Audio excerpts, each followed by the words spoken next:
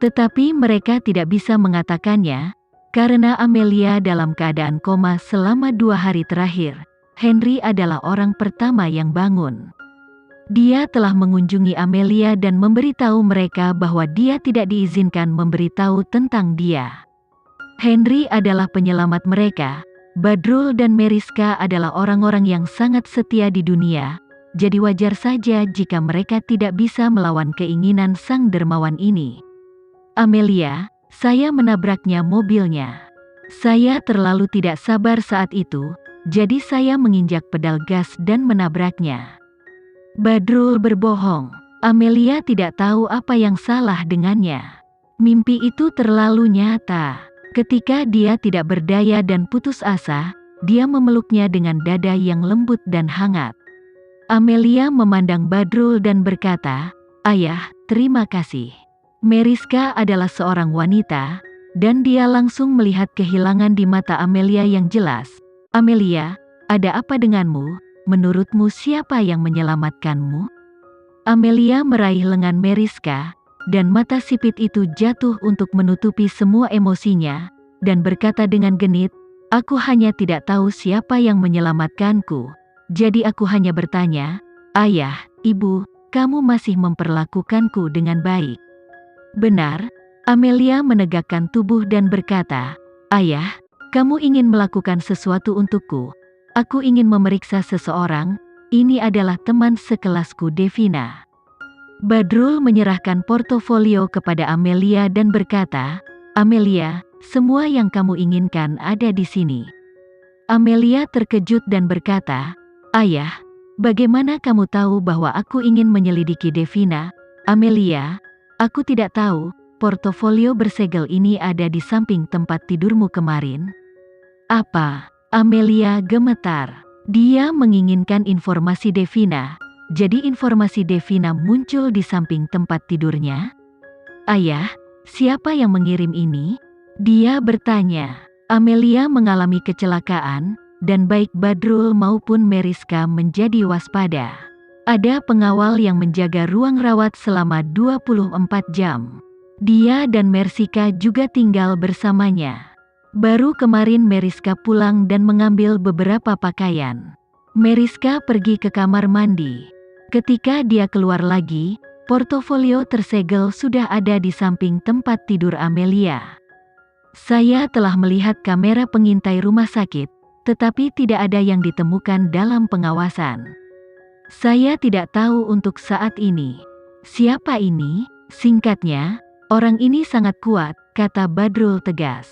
Amelia tiba-tiba teringat pada seseorang, Panji. Ketika dia di Yogyakarta, dia merasa bahwa Panji bukanlah Panji yang dia kenal sebelumnya. Dia menjadi sangat misterius seolah-olah kekuatan yang kuat tersembunyi dalam kepribadiannya. "Ayah, jangan khawatir tentang ini sebelumnya. Bagaimanapun, orang ini bukanlah musuh kita, tapi teman. Dia ada di sini untuk membantu kita." "Oke, Amelia, kamu baru bangun tidur. Kamu harus istirahat lebih banyak. Saya akan memanggil dokter untuk memeriksaku." Badrul pergi memanggil dokter. Amelia sendiri adalah seorang dokter. Mengetahui bahwa tubuhnya baik-baik saja, dia membuka portofolio di tangannya dan mengeluarkan informasi Devina.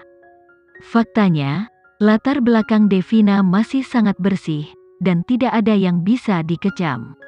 Pada saat ini, Amelia beralih ke halaman terakhir, dan pupil matanya yang cerah menyusut sedikit. Saat ini, terdengar suara langkah kaki di luar, dan Rizky yang membawa mahasiswa dari Universitas Andalas untuk mengunjunginya. Meriska keluar dan berbicara dengan Rizky. Rino memimpin semua orang masuk untuk menemui Amelia. "Amelia, hari di mana kamu menghilang benar-benar membuat kami takut sampai mati, tapi untungnya, kamu diselamatkan. Amelia, kamu harus lebih banyak istirahat, menurutku kamu kurus." Semua orang mengirimkan perhatian dan belasungkawa. Amelia merasa senang. Dia tahu bahwa ketika dia menghilang, Andalas dan Triananda bertengkar. Andalas sekarang seperti keluarganya sendiri. Amelia melihatnya tetapi tidak melihat Devina. Jadi dia bertanya, "Di mana Devina? Mengapa Devina tidak datang?" Ketika berbicara tentang Devina, ekspresi semua orang menjadi aneh. Rino berkata, "Amelia, tidak tahukah kamu, pemilihan Akademi Ilmu Pengetahuan berakhir hari itu. Salah satu dari 3 tempat tersebut adalah Devina. Dia secara resmi masuk Akademi Ilmu Pengetahuan. Amelia, hari itu universitas bertengkar dengan Triananda. Devina tidak berpartisipasi dalam keseluruhan proses. Dia pergi ke persidangan seperti orang normal. Kami tidak menyalahkannya untuk ini. Setiap orang memiliki kebebasan untuk memilih, dan kami tidak akan menculik secara moral, tetapi kami memintanya untuk datang menemuimu bersama." Dia berkata dia tidak bebas. Dia mengemasi barang-barangnya dan meninggalkan Andalas dan memblokir kita semua. Devina ini benar-benar serigala bermata putih. Biasanya, dia mengikuti Amelia dan berpura-pura menjadi saudara perempuan yang penyayang. Faktanya, kita semua tertipu olehnya. Amelia, kamu telah melewatkan seleksi Akademi Ilmu Pengetahuan tahun ini. Kesempatan hanya akan datang tahun depan, dan sekarang penyebarannya sangat tidak menyenangkan, mengatakan bahwa kamu telah diberikan oleh orang-orang kulit hitam itu. Mereka tidak selesai mengatakan ini, karena beberapa teman sekelas dengan cepat melirik, bukan omong kosong. Rino berkata, "Amelia, jangan dengarkan rumor di luar. Mereka semua iri padamu, jadi mereka ingin memfitnah reputasimu." Amelia tahu bahwa kali ini adalah kekalahan yang menghancurkan. Dia melewatkan pemilihan Akademi Ilmu Pengetahuan tahun ini. Tuan Sunarto telah berbicara, dan dia tidak akan pernah membiarkannya masuk ke gerbang Akademi Ilmu Pengetahuan. Dia masuk ke Akademi Ilmu Pengetahuan, kemungkinannya tipis. Mengenai rumor dan kata-kata yang mengalir di luar, dia bisa menebaknya. Baru-baru ini, dia menjadi pusat perhatian dan tiba-tiba diculik oleh beberapa pria. Meskipun dia diselamatkan, tidak ada yang tahu apa yang terjadi di dalam mobil. Orang-orang yang berniat jahat itu menceritakan kisah-kisah cabul dengan gamblang, mengatakan bahwa dia telah diperankan. Bagaimana, semua orang suka bergosip, terutama yang peka terhadap cerita berwarna-warni semacam ini. Amelia tidak pernah menyangka bahwa suatu hari dia akan menjadi pahlawan dalam sebuah cerita grafis. Namun, Amelia menjadi semakin bersyukur. Meskipun dia cerdas, mandiri, dan berani, dia adalah gadis berusia 20 tahun. Dia pendiam dan mencintai diri sendiri. Dia sangat menghargai ketenarannya. Dia dibawa ke mobil oleh beberapa pria dan dirusak. Ini adalah pukulan yang menghancurkan bagi gadis manapun, dan mungkin akan keluar suatu hari nanti, tetapi luka di hatinya tidak akan pernah sembuh. Untungnya, ayah datang tepat waktu. Jika ayah terlambat selangkah, dia tidak bisa membayangkan apa yang akan terjadi padanya sekarang. Amelia menjadi lebih bertekad, dan di masa depan, dia akan memberi ayah dan ibu akhir masa pensiun mereka. Amelia menghibur teman sekelasnya beberapa patah kata dan kemudian berbicara tentang topik lain. Semua orang mengobrol dengan sangat gembira, dan mereka semua berkata bahwa mereka akan datang menjemputnya dalam beberapa hari. Rizky membawa mahasiswa dari universitas dan pergi.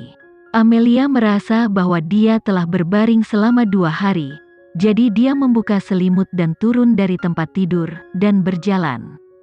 Berjalan keluar dari lingkungannya, Amelia datang ke koridor. Segera, dia melihat sosok tinggi di depannya, Henry. Amelia tidak menyangka akan melihatnya di rumah sakit. Mengapa dia datang ke rumah sakit? Ada juga seorang dokter yang merawat dengan jas putih di sebelah Henry. Dokter yang merawat membisikkan sesuatu padanya dan mengulurkan tangan untuk menyentuh lengan kanannya. Apa yang terjadi dengan lengan kanannya? Dia berdiri di samping. Dari sudut Amelia, dia bisa melihat setengah dari sisi wajah tampannya. Sekarang lengan kanannya terkulai, lemas, dan terlihat lemah. Amelia adalah seorang dokter, dan dia bisa melihat kelainan lengan kanannya dalam sekejap. Lengan kanannya tampaknya mengalami trauma besar, dan sekarang tergantung lemah. Apa yang terjadi padanya? Amelia merasa hatinya sakit, dan dia dengan cepat mengangkat kakinya ke depan. Tetapi pada saat ini, ada wanita di sebelahnya. Wanita itu adalah Maya. Maya berlari ke sisi Henry dan dengan meraih lengan kirinya. Langkah kaki Amelia terhenti, kakinya tampak seberat 1000 pound, dan dia tidak bisa lagi mengambil langkahnya sendiri. Dokter yang merawat pergi, Maya membalikkan tubuh Henry, tersenyum manis. "Henry, ayo pergi." Begitu dia berbalik, Henry melihat Amelia di koridor di depan. 4 mata saling berhadapan. Matanya bertemu, Amelia menatap Henry, dan juga sebaliknya.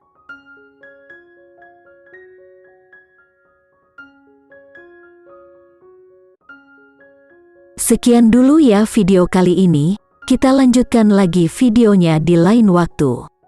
Oh iya, bagaimana menurut kalian? Semoga bisa sedikit menghibur kalian semua. Untuk teman-teman yang baru nonton, jangan lupa subscribe ya, hehehe.